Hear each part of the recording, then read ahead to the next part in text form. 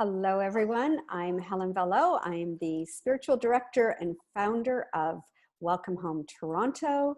Welcome Home is a new thought and meditation center dedicated to the global spiritual movement of embodying the timeless truth of oneness. We promote mindfulness, oneness, community, health, and well-being through meditation classes, workshops, and special events such as this one, which is the continuation of last week's Conscious Healthcare Summit, empowering people with knowledge and bridging the gap between Western science and ancient Eastern wisdom. So this next summit is taking place via Zoom and on Facebook Live this Saturday, April 11th at 1 p.m. To give you an introduction to the summit on Saturday, I have with me Dr. Mitch Abrams and special guest Vishwa Srinivasan. I hope I said that correctly. He is a Heartfulness trainer and the Canadian Regional Coordinator. So I'm going to hand it over to you, Mitch, and you can let us know about Saturday's summit. Thank you, Helen. So this is really exciting. So this is the continuation of our initial conscious healthcare segment, where we were beginning to discuss energy from both Western perspectives, but also from the ancient Eastern wisdom perspective. And as a radiologist, I want to help people understand energy at a very deep level and broaden their perspectives of energy, so it helps redefine themselves and their connection to each other. And as part of that, as we begin to learn together about energy, I also want to introduce multiple different forms of energy medicine, different types of meditation, different ways to work the energy of the body. So this week, I'm very excited to share with you my friend Vishwa, who, as Helen mentioned, is the Canadian coordinator for the Heartfulness meditation, which is a global organization. And it's, fairly recently I got introduced to Heartfulness meditation, and I absolutely love it. Very powerful tool. So we're going to kind of be introduced to that with Vishwa this coming weekend. And Vishwa, I'm going to hand it over to you, my friend. If you'd like to share a little bit about yourself and maybe a little teaser of Heartfulness meditation. Yeah, thank you so much, Mitch. Thank you, Helen. So I have been personally looking for one or the other type of meditation, I think since when I was around 12 years of age. And then I got hooked up to Heartfulness merely as an accident. And ever since, it's been around 18 years that I have been with Heartfulness practice. So first of all, I'm myself a Heartfulness practitioner. And then because of a lot of changes I felt in myself, and then I personally seeing from how my family got benefited by it, both me and my wife, we thought probably we should consciously carve some time out of our lives to be able to give it back to the society. So that is how we chose to also become certified Heartfulness trainers. And ever since in the last 5 years, we have been spending a lot of time with so many people from different walks of life, from different communities, from different ethnicities, offering what Heartfulness has to offer. So that's pretty much about us. So I work as a in the information technology field. As a business analyst for a large property and casualty organization in downtown Toronto. But then I volunteer, outside office hours. After balancing any time with my family, I also choose to have this as one part of my life to give it back to the society. So that's how Heartfulness comes into picture. You see, Heartfulness basically is offered by a global non-profit organization called as Heartfulness Institute. And interestingly, this organization has been quietly doing a beautiful, thing in Canada for the past 45 years. And it's a global nonprofit organization, and it is currently in close to 160 countries, and there are more than 4 million seekers who have been taking up to Heartfulness. There are trainers. One interesting aspect about this Heartfulness is that it is completely free for everyone. Now, if you are somebody who is feeling that your mind is racing and there is excessive chatter in your mind, and there is always a negative feeling that you're having, and especially the times that we are living in, if you feel that you are very stressed, there is a sense of loneliness gripping in you, you're finding that it is very difficult for you to get into a deep state of sleep. In other words, let's say the quality of life itself is not up to the level that you are really looking for, then this heartfulness is for you.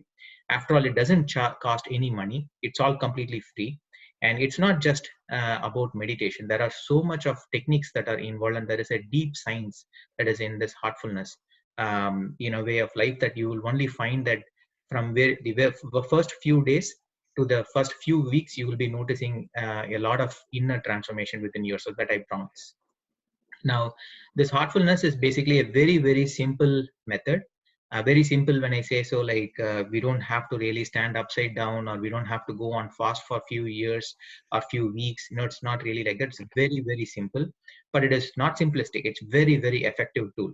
Heartfulness is all about how do you integrate this racy mind, which is a reactive mind, with your responsive heart.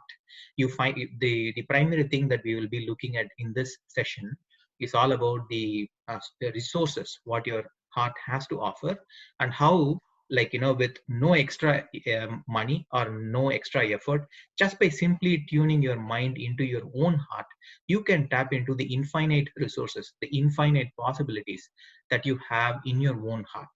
And then you can see the world of difference that what heartfulness can bring into your own life. So that's pretty much probably a small introduction that I can choose to give about heartfulness. I love that. Thank you, Vishwa.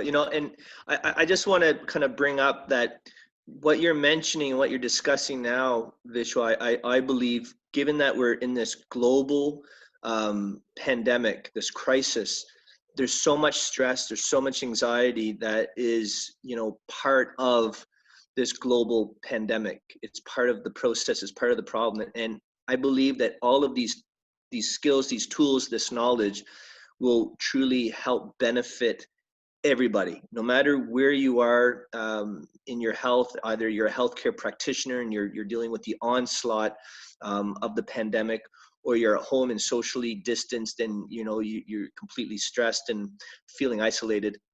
These are skills that I believe that can help everybody meet you where you are, help optimize your health and boost your immune system.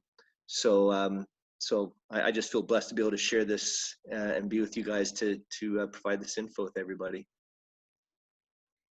Can you tell us a little bit about what to expect on Saturday, Mitch? So Saturday it's going to be much shorter than last week. It's going to be an hour-long program, and what we're going to do is we're going to have a brief initial conscious conversation where it'll be a continuation where we left off last week, really looking at the science of peace, not just your own inner peace, but the same science applies for peaceful communities locally and globally. So we're going to initiate with a conversation. Then I've got lots of questions that I want to ask Vishwa so that we can kind of learn and heal together. And perhaps Vishwa will be able to guide us through a brief meditation as well, so we can get a taste of that. Mm-hmm. And then we're going to do a little bit of what I call radical art. Now, ART really stands for Autonomic Nervous System Rewiring Therapy. So this is a way to, as I mentioned in chapter 1, how to shift your baseline coherence to a more synchronized state where your mind, your emotion, and your body and your heart are all connected and synchronized to an optimal state. And art is a very powerful tool that not only is therapeutic in that we know that when we engage with it, when we use it in conversations, and we contemplate on art, it actually is rewiring the mind in areas very specific to empathy and compassion. So it's a very powerful therapeutic tool, but at the same time, it's an extremely powerful educational tool because it allows the imagination to help you interpret and identify interconnectedness and perhaps new perspectives that may not be kind of in your realm of consciousness at this moment. And art has this amazing ability to help people see new perspectives, particularly when we share each other's perspectives with each other. So art is part of a visual thinking strategy, VTS. Harvard Medical uses it. Now the University of Toronto has been running programs for their medical school and the community through the AGO, the Art Gallery of Ontario.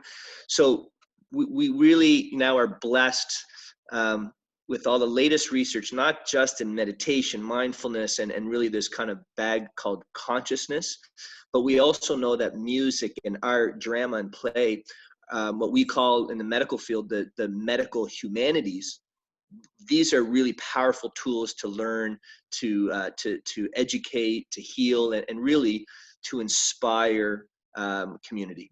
So that's what we're kind of going to expect, I think, in a 2-second phrase. I love it. And I love that the focus is peace, you know, peace within, but also creating peaceful communities in a peaceful world. So sounds like Saturday is going to be a very exciting hour to tune into. And so I'll just remind everybody, it's this Saturday at 1 p.m. on Facebook Live at the Welcome Om Toronto to a Mind, Body, Soul Connection Facebook page. As well, you can register online to be on the Zoom, and that is at our website, welcomeomtoronto.com. And those links will also be posted above this video. So I look forward to seeing you then. And thank you, Vishwa. Thank you, Mitch. Thank you. Thank you very See you much. on Saturday. Looking forward to it.